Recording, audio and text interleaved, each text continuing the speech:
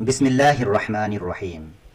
নিয়মিত আপডেট পেতে চ্যানেলটি সাবস্ক্রাইব করুন। সুপ্রিয় শিক্ষার্থী বন্ধুরা, আসসালামু আলাইকুম।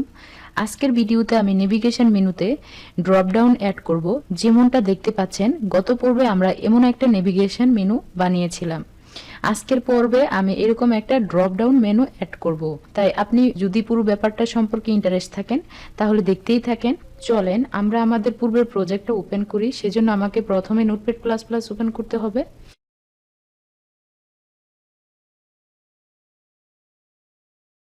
আমি নোটপ্যাড প্লাস প্লাস ওপেন করে নিলাম।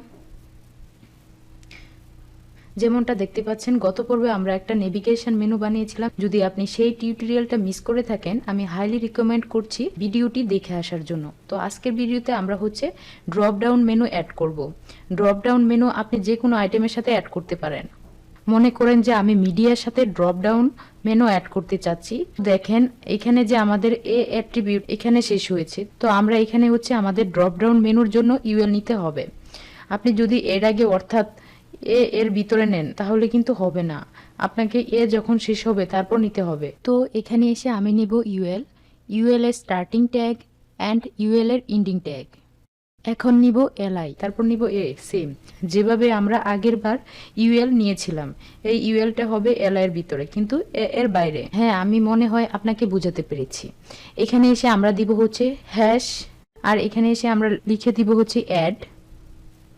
এখানে অ্যাঙ্কার ট্যাগটা শেষ করলাম, দেন এলআই ট্যাগ ইন্ট করলাম। এখন এটা ডুপ্লিকেট করে কয়েকবার পেস্ট করে দিব।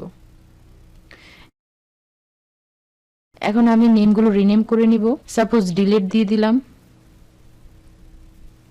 দেন দিয়ে দিলাম আপডেট, দেন দিয়ে দিলাম এডিট। করার পর কন্ট্রোল এস চেপে সেভ করলাম। এখন আমি ফাইলটাকে ওপেন করব। দেখতেই পাচ্ছেন মিডিয়ার যে ড্রপডাউন মেনুগুলো এরকম হয়ে আসছে। দেখেন সবকিছু ভেঙে গেছে, কিন্তু এটা তো এরকম হওয়ার কথা ছিল না। এটা তো সুন্দরভাবে মেনু হওয়ার কথা। তো আমরা এখানে সবই ধাপে ধাপে ফিক্সড করব। ফিক্সড করার জন্য টাইল থেকে আসবো। দেখেন এটা আমাদের প্রথম ইউএল, তাই তো? এটা আমাদের ইউএল এর ভিতরে ইউএল। তো নেস্টেড করে যদি আমরা সেকেন্ড ইউএল কে সিলেক্ট করতে চাই তাহলে আমরা লিখব ইউএল, তারপর আবার লিখব ইউএল। যদি আমরা এভাবে লিখি তাহলে পরেরটা সিলেক্ট হবে। আমি এভাবে কেন করেছি, আপনি যদি একবার শিখেন তাহলে আপনি পিএসপি দিয়ে বানানো যে কোনো ওয়েবসাইট, সেটা ওয়ার্ডপ্রেস হতে পারে বা পিএসপি বেস কোনো ফ্রেমওয়ার্ক হতে পারে, আপনি জুমেলার জন্য ওয়েবসাইট বানাতে পারবেন। যে কোনো কাজে আপনি ওয়েবসাইট বানান, আপনি যদি এভাবে সিএসএস গুলো লিখেন তাহলে আপনার কোডটা সব জায়গায় সাপোর্ট করবে। আর আমি কিন্তু পারতাম এখানে ইউএল এ একটা ক্লাস দিয়ে সরাসরি ক্লাস ধরে কাজ করতে পারতাম। এভাবে কাজ করলে কিন্তু সেটা ডাইনামিক করতে আপনার অনেক সমস্যা হবে। বারবার ক্লাস অ্যাড করা, ক্লাস রিমুভ করা, এরকম করতে হবে আপনাকে তখন। কিন্তু এভাবে আপনি যদি করেন আপনার কোডগুলো অনেক ফ্রেশ হবে আর আপনি খুব সহজেই করতে পারবেন। তাই আমরা এভাবে করব। এখন সবার আগে দেখেন আমাদের যে মিডিয়া আইটেমটা এখানে থাকবে, এর আন্ডারে থাকবে আমাদের এই ড্রপডাউন মেনুগুলো। তারপর এই মিডিয়াটা এখানে থাকবে এবং এর নিচে এগুলো থাকবে। এটা পজিশন দিয়ে আপনি ফিক্সড করতে পারবেন। কিন্তু পজিশন দিয়ে ফিক্সড করার জন্য আপনি যদি পজিশন অ্যাবসোলিউট ব্যবহার করেন, প্যারেন্টস এলিমেন্টে পজিশন রিলেটিভ ইউজ করতে হবে। তো আমাদের এখানে প্যারেন্টস এলআই, এর জন্য আমাদের প্যারেন্টসকে দিতে হবে পজিশন রিলেটিভ। আমি দিয়ে দিলাম। তাহলে আমাদের ইউএল এ আমি যদি পজিশন অ্যাবসোলিউট দেই তাহলে কিন্তু কাজ করবে। পজিশন অ্যাবসোলিউট দিলে আপনাকে দুইটা জিনিস অবশ্যই দিতে হবে, লেফট অথবা রাইট যে কোনো একটা, টপ অথবা বটম যে কোনো একটা ব্যবহার করতে হবে। যদি আপনি সেটা করেন তাহলে পারফেক্টলি কাজ করবে।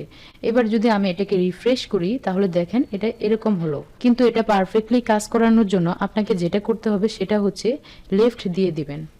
আমি চাচ্ছি যে আমার এই ড্রপডাউন মেনুগুলো স্ক্রিন থেকে সরে যাবে, সেজন্য আমি লেফট দিয়ে দিলাম -9999 পিক্সেল, যাতে করে আমার ড্রপডাউন মেনুগুলো স্ক্রিন থেকে সরে যায়। কন্ট্রোল এস চেপে সেভ করলাম, রিলোড করি।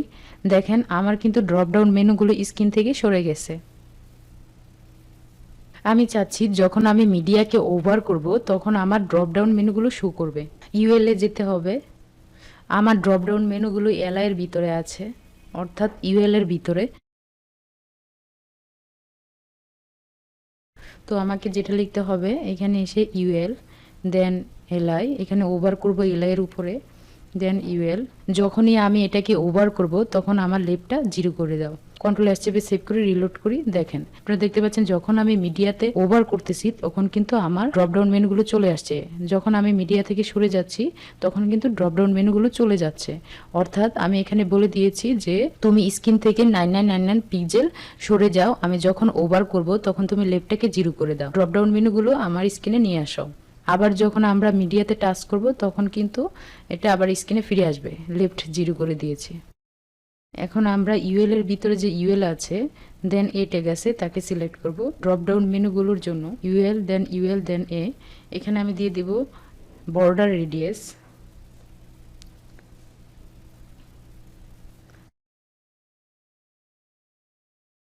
5 পিক্সেল, যাতে করে আমার ড্রপ ডাউন মেনুগুলোর চারপাশটা 5 পিক্সেল হয়। দেখতেই পাচ্ছেন আমার ড্রপ ডাউন মেনুগুলো চারপাশটা 5 পিক্সেল করে দিয়েছে। এখন আমি চাচ্ছি যে ড্রপ ডাউন মেনুগুলোর একটা ব্যাকগ্রাউন্ড কালার হোক, সেজন্য আমি দিয়ে দিয়েছি ব্যাকগ্রাউন্ড। তো কালার্স নেওয়ার জন্য আমরা ফ্ল্যাট ইউএল কালার্সে চলে যাব।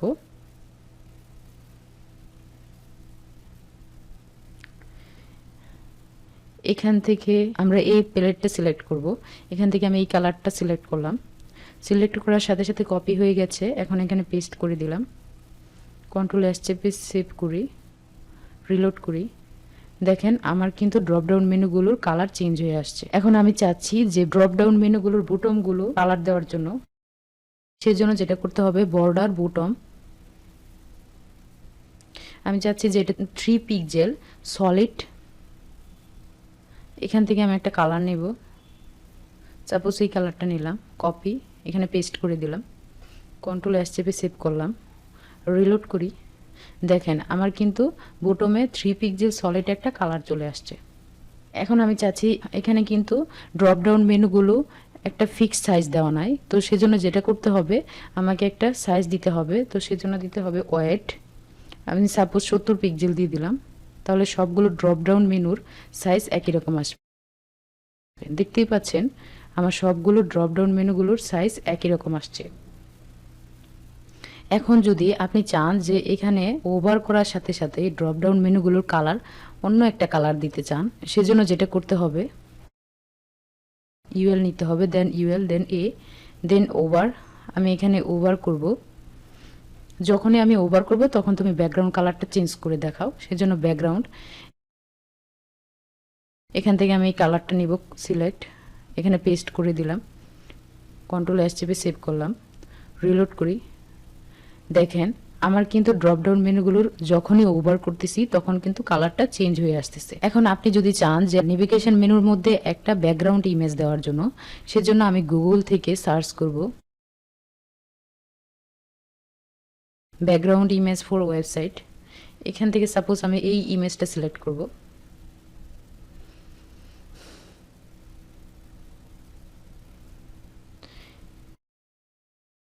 এখানে গিয়ে রাইট বাটন ক্লিক করে সেভ ইমেজেস, আমি ফাইলটাকে ডেস্কটপে সেভ করব, যেহেতু আমার HTML ফাইলটা ডেস্কটপে আছে।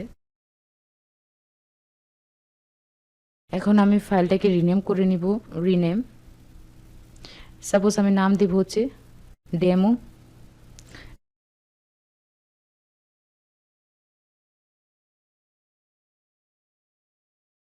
যেহেতু আমি চাচ্ছি যে বডির মধ্যে ব্যাকগ্রাউন্ড ইমেজ দিতে, সেজন্য যেটা করতে হবে আমাকে অবশ্যই বডিকে নিতে হবে,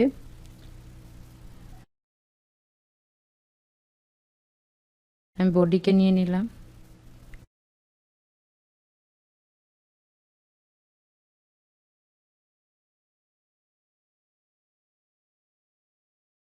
এখানে দিয়ে দিলাম হচ্ছে ব্যাকগ্রাউন্ড ইমেজ,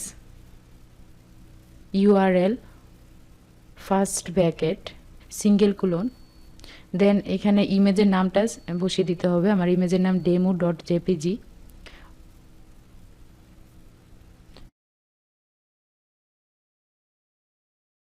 রিলোড করি, দেখেন আমার ইমেজটা কিন্তু চলে আসছে, বাট ইমেজগুলো বারবার রিপিট হচ্ছে।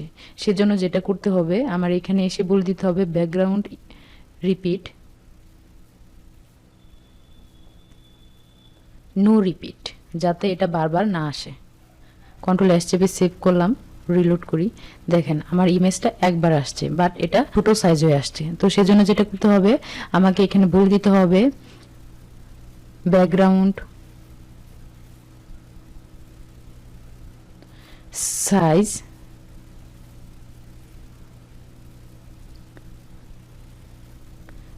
দিয়ে দিব হচ্ছে কভার দিয়ে দিলাম, কন্ট্রোল এস চেপে সেভ করলাম, রিলোড করি।